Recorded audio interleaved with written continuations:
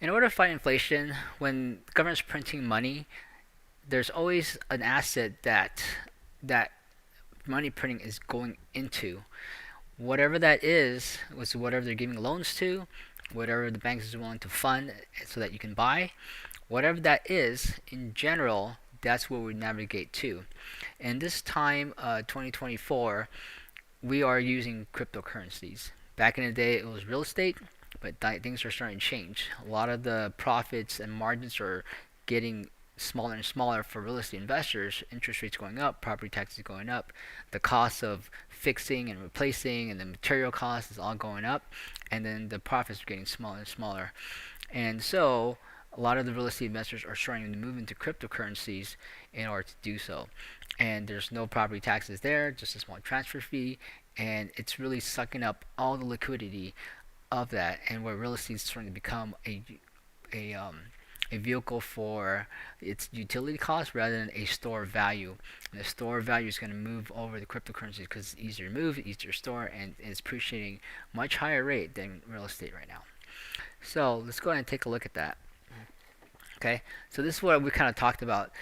Just in general, okay, once we can find that, then that's the asset you could go.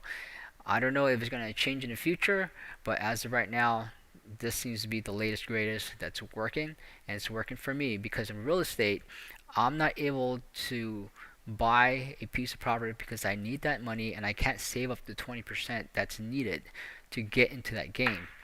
With cryptocurrencies, you start with as little as $1 and still ride the inflation wave. Anyone can play, even someone with minimum wage, which is why cryptocurrency works right now.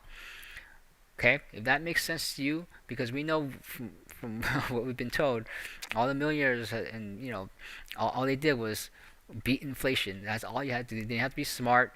They were just smart enough to be able to get on a vehicle that rode the inflation wave, and all they did was borrow money, 20% down, bought some real estate, sat on it, it doubled, and boom. They weren't scientists. They didn't have to go to college or do anything crazy or, make some innovative product. All they did was put their money where inflation was and sat and just sit and chilled.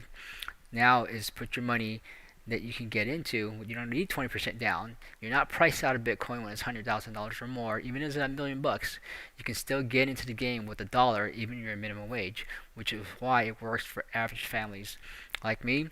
And I'm not the kind of guy that's showing you flashy cars, and that's just not. I'm just a regular family, just like you and I, and anyone can play this game because cryptocurrency has opened up that door and that window for average families like us to get in, and that's why.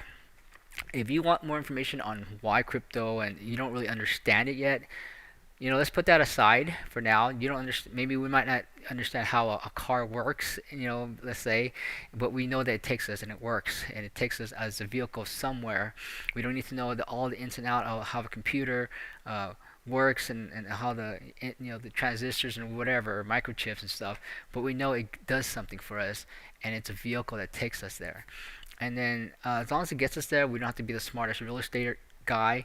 We just know that the real estate guy put his money onto a vehicle that took him somewhere, and it was way faster than all the other guys who were working hard and long hours and they're smart and whatever. But then it's being all eroded by inflation, and all he did was sat on a vehicle that rode that wave. And this is what I want you to do. Okay, thanks.